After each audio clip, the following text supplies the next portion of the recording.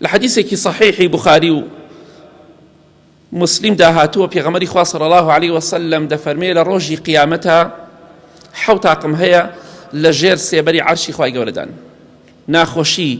ناڕەحەتی ڕۆژی قیامەت نابینن ئەو ڕۆژەی خۆر نزم دەبێتەوە عارەق دەکەی ئەوان ئەو ناخۆشیە نابینن خوای گەورە لەو کەسانەمان بگێڕێ لەو حەوتاقمە پێغەمبەری خوا فەرمی صلی الله عليه وسلم یەکێک لەو حەوتاقمە کێیە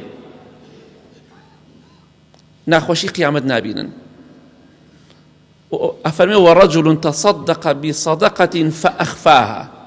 پیاوێک یاخود ئافرەتێک خێر و سەدەقەیەک دەکا لە پێناو خوادا دەیبەخشێ ئەوەندە دەیشارێتەوە فەئەخفاها دەیشارێتەوە بۆیە سەدەقە خێر و سەدەقە بە نهێنی دروستە خێریشی زیاترە بەڵام ئەگەر ئینسان نێتی پاک بوو مەبەستی ئەو بوو خەڵکی چاوی لێکە ئەوە ئاساییە بەڵام نێتەکەی خۆ دەورە بینێ مەبەست ئەوەیە خەڵکی خێر بکە یا مەبەست ئەوەی ئافرین دەستخۆشی لێ بکرێ ئەوە نێتەکە لای خۆت و بینی خۆت و خوای گەورەیە ئێمە قسەیتیان ناکەین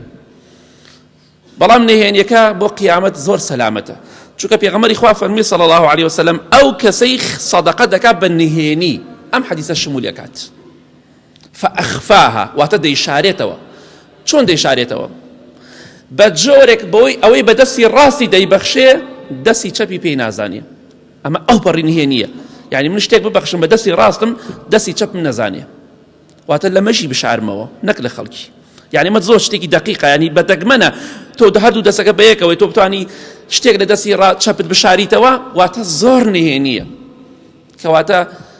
بە هەندێک چاکەتە بێ پێغەمبەری خوا فەرمیێ صلی الله عليه وسلم لە حەدیثێکی صحیحدا با کەسێک لە ئێوە کۆمەڵە شتێکی نهێنی هەبێ بینی خۆی خوای پەروەردگار بێ بۆ قیامەتی کەس پێی نەزانێ ئەوە زۆر گرنگە